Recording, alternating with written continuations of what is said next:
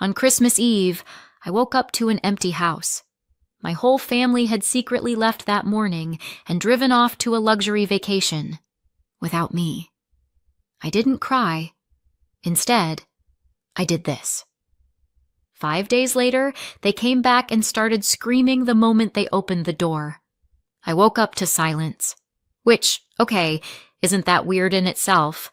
I'm usually the first one up anyway, but it was Christmas Eve, and the plan was to leave together in the afternoon for our big family vacation. 5-hour drive, winter resort, extended family, matching pajamas, whatever. So I figured, all right, maybe they went out to grab snacks, or forgot eggs or whatever else you panic buy before a trip. I checked the time. 9:42 a.m. Not too late, not too early. I expected to hear my mom's voice telling someone to pack an extra sweater or my sister losing her mind over her hair straightener. Instead, nothing.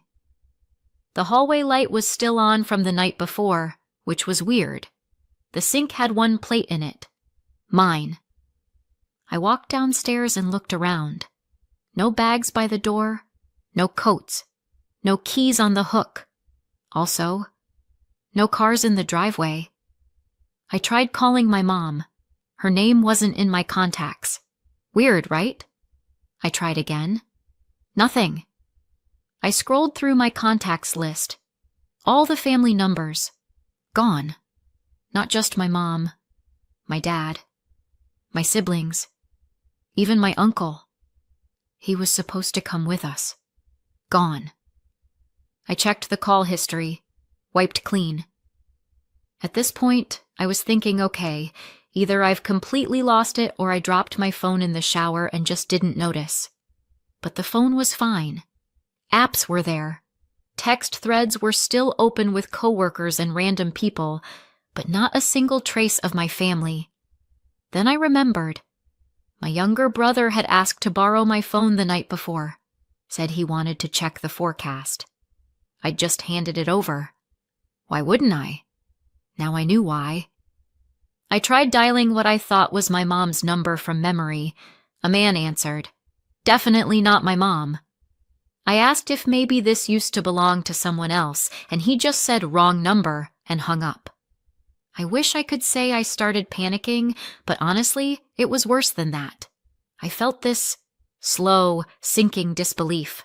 Like I'd walked into a prank show, but nobody had the decency to yell, "Gotcha!" The fridge was humming. The heat was on. My suitcase was still by the front door, zipped and ready. I stood there in my hoodie and socks and realized there's no way this was an accident. They didn't forget me. They left me. Still, I didn't want to believe it. I checked Instagram, Facebook, nothing, no selfies, no road trip begins boomerangs. The logistics group chat I was in, dead silent. Which told me one more thing. They were hiding it. It was intentional. Eventually, I remembered my uncle's number. He's old school and never changes it. I called. He answered, out of breath. "Hey, where are you?" "In the kitchen," I said. "At home." There was a beat of silence. Then I heard background noise. People laughing, tires crunching on snow, a distant, "Wait, is that her?" "Oh, did no one text you?" he asked. "Nope." Another laugh in the background, then my cousin's voice. "Tell her we said hi!" Wait, she seriously didn't know? Uncle cleared his throat. "So, they left early this morning. Changed the plan last minute. Thought it'd be funny. Just a little prank. You know how your brother is, I didn't say anything. He kept going. They figured you'd catch up. I mean, you've got your car. 5 hours isn't bad, right?" Then a voice, sounded like my older brother, called out, "Honestly, it's kinda nice without the sarcasm patrol for once."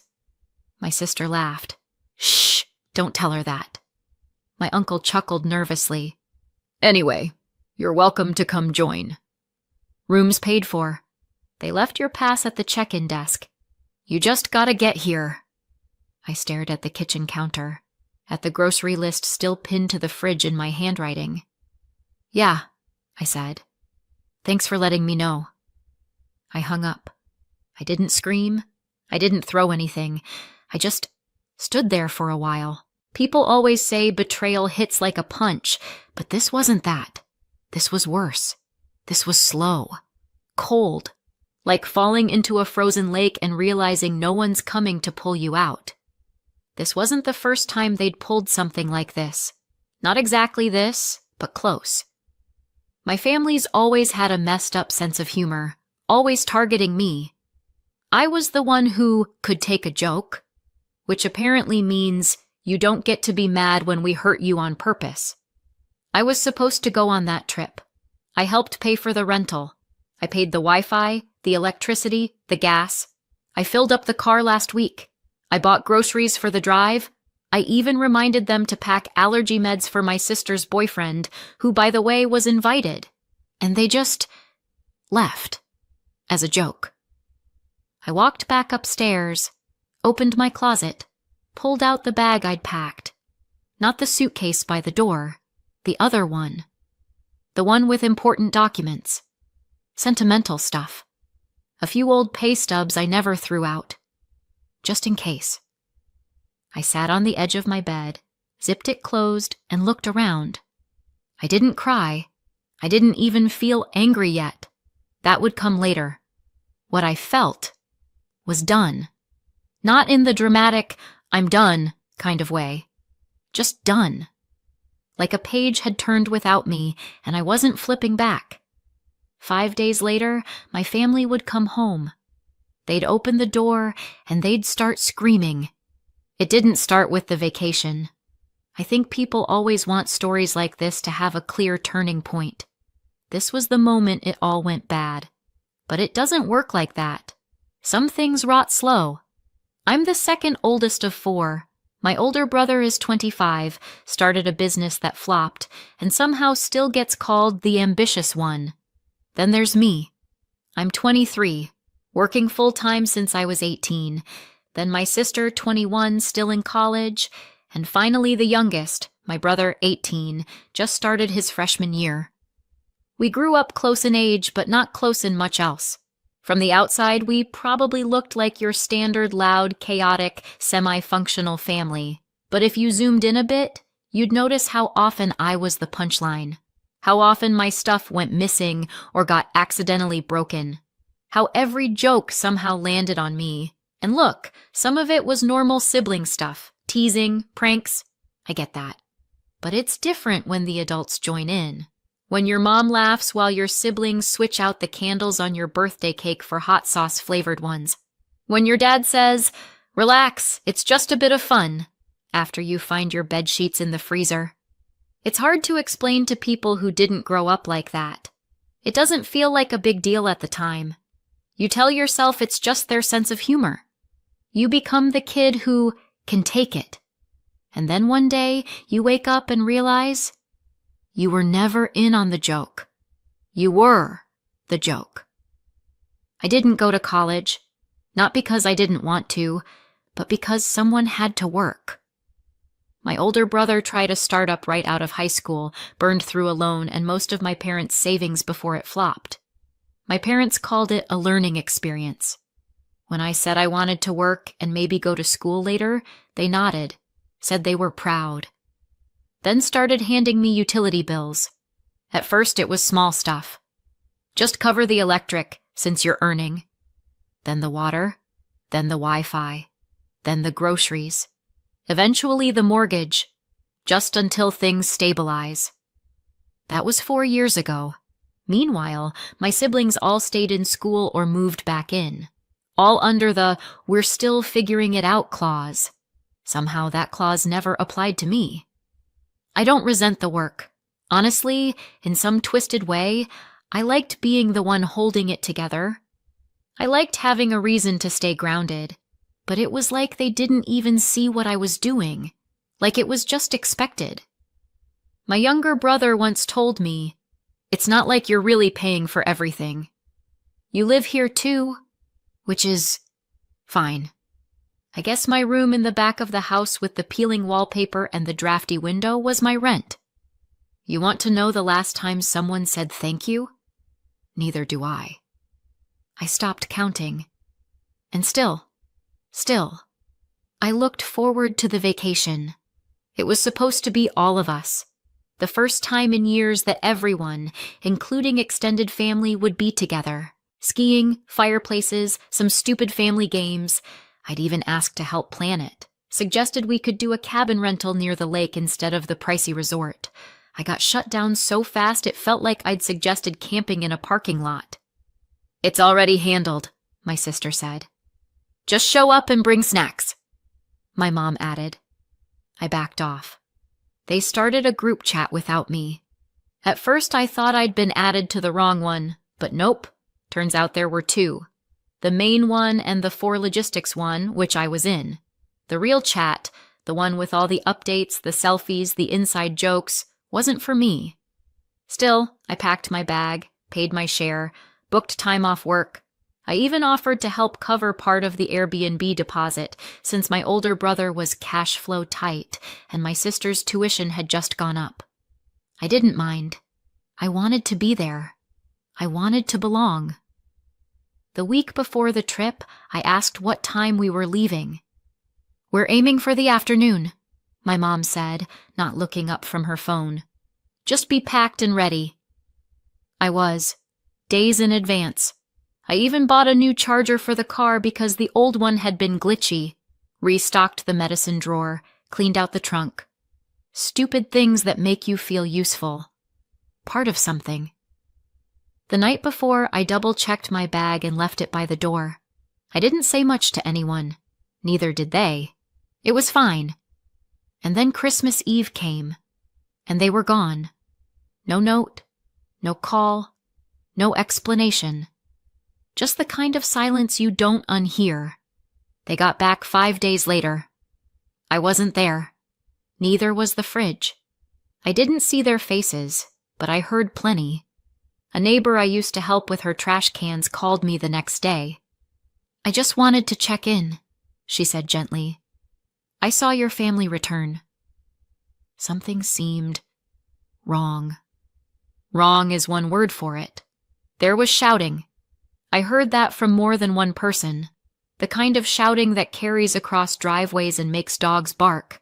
Not the cheerful kind. Not the welcome home kind. The couch was gone. The internet didn't work. The washer and dryer were missing. So were a few shelves, the microwave, and, apparently, my spice rack, which caused an entire argument on its own. No, really. Someone actually yelled, "Why would she take the cinnamon?" They thought they'd been robbed. Until my brother checked the Ring footage and saw me carrying out the last box, calm as anything, locking the door behind me like I was headed out for groceries. At the time, I was sitting in my new place, a small second bedroom in my best friend's apartment. Nothing fancy, just clean, quiet. Mine.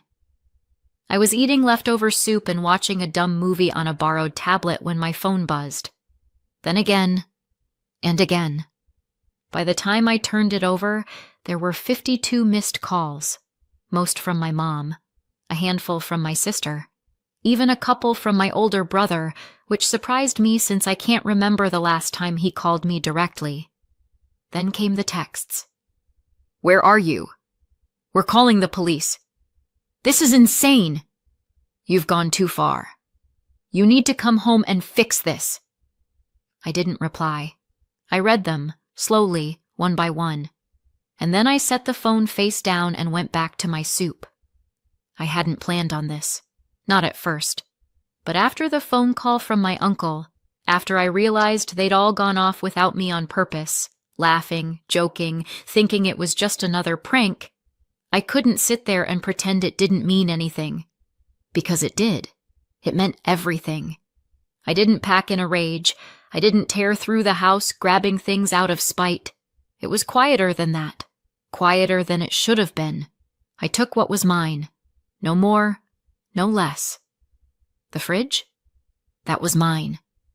I paid for it when the old one broke and everyone else forgot to chip in. The washer and dryer? Same story. Bought with my bonus 2 years ago when my dad said we didn't need new ones. I didn't argue. I just bought them. The couch? Mine. Microwave? Me again. Wi-Fi? All under my name. I changed passwords, canceled accounts, turned in service terminations for every utility that came out of my paycheck. I left the key in the mailbox and walked out like I was finally clocking off from a job I never signed up for. The police came 2 days after they returned. Not sirens blaring dramatic, just a quiet knock on the door of my new place. The officer was polite, mid-40s, looked tired, like someone had sent him on an errand he didn't agree with. "Your family reported you missing," he said. I nodded. "They're also claiming some possible theft." I stepped aside and let him in, sat him down at the small kitchen table. Then I pulled out a folder I'd been keeping for years. Warranties, invoices, receipts, screenshots, bills, every major item I'd bought. I handed it over without a word. He flipped through it slowly. I watched his eyes pause over the fridge invoice, the Wi-Fi contract, the washer set. He closed the folder, rested his hands on it. "You've really been covering all of this?" I nodded again. He was quiet for a moment. Then, "Do you want to give them your address?" "Let them know you're safe?" "No," I said. "They don't need to know where I am. I'm not missing. I just left." He gave a small nod, then passed the folder back. "You're not in trouble." Honestly, I wish half the people we get called on were this organized. He stood, paused at the door. "You sure you don't want me to pass along a message?" I looked at him, really looked, and shook my head. No.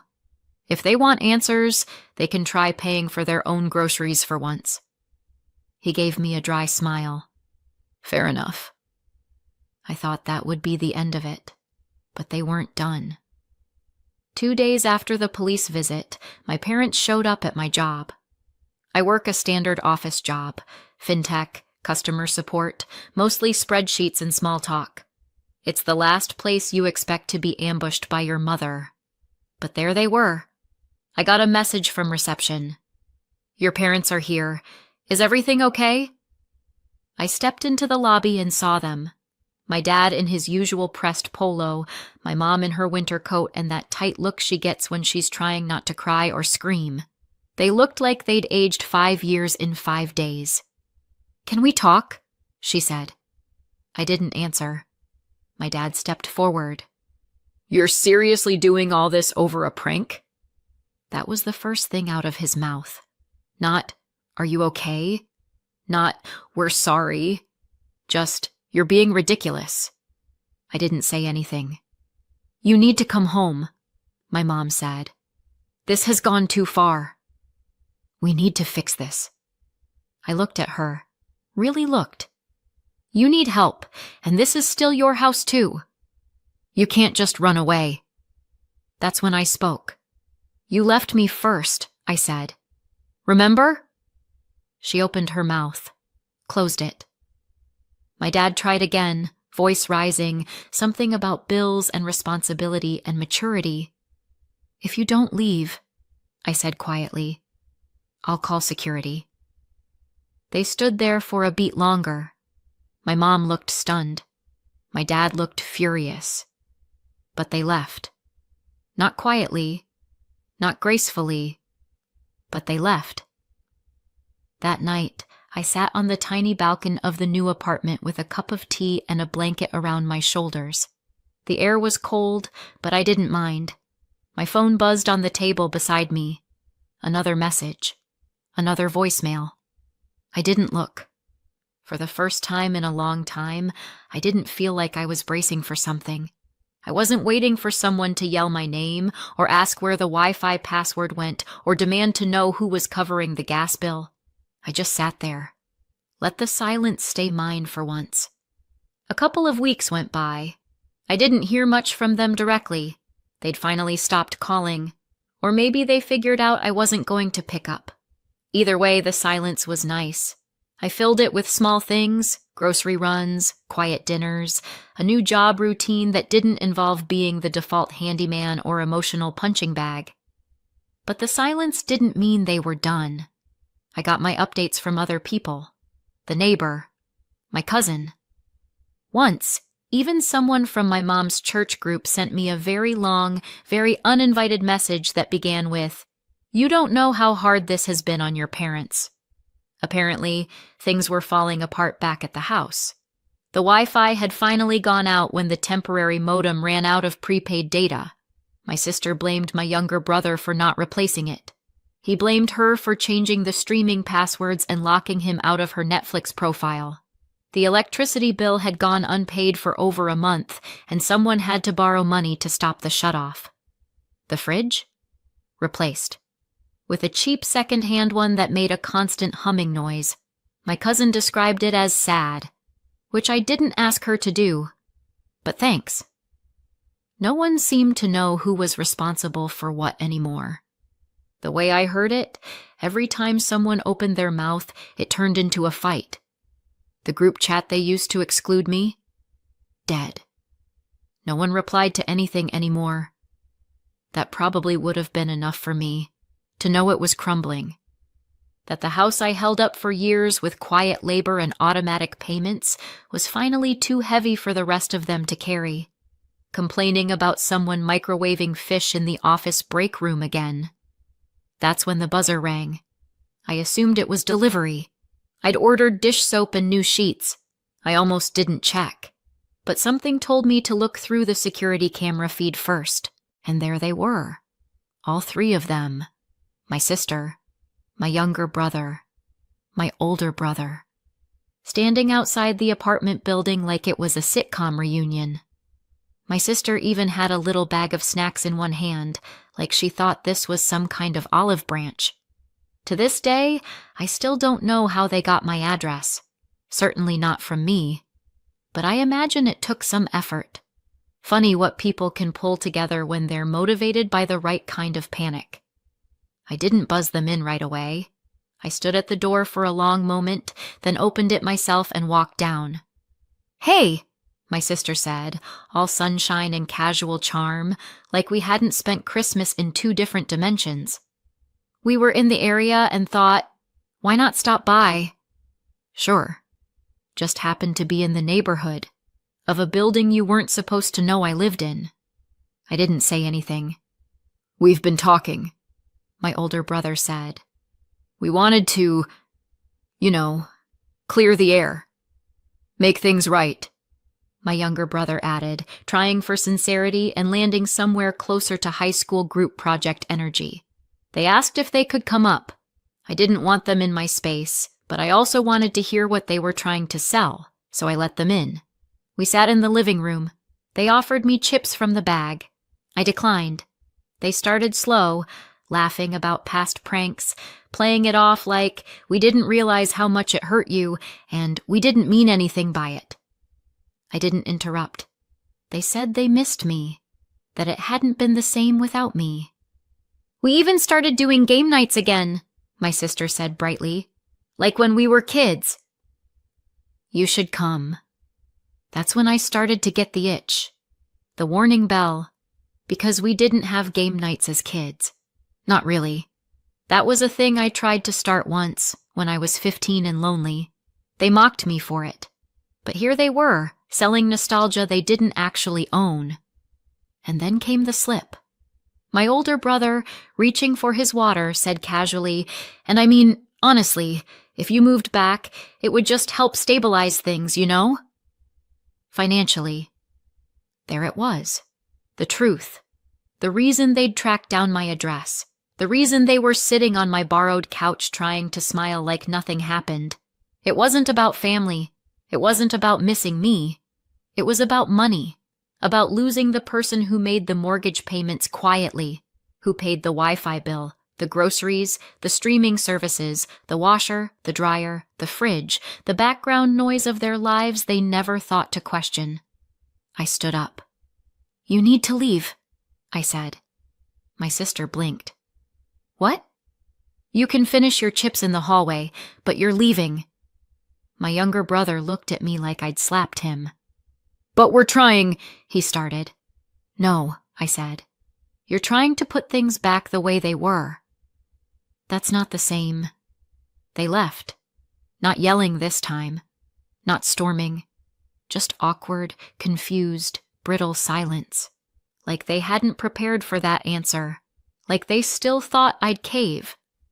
Weeks passed. Eventually, I heard the rest through my cousin. Again. After that visit, things got worse. Everyone started blaming each other. My younger brother said it was my sister's idea to leave me behind in the first place. She said it was my older brother. He swore it was just group energy. They stopped speaking altogether. One by one, they moved out. My sister moved in with a friend. My younger brother went to stay with a classmate. My older brother couch-hopped for a while, then ended up in a rented room an hour outside the city. My parents, unable to carry the mortgage alone, sold the house, moved into a cramped rental in a town no one can pronounce. The group chat? Deleted. Family dinners? Gone.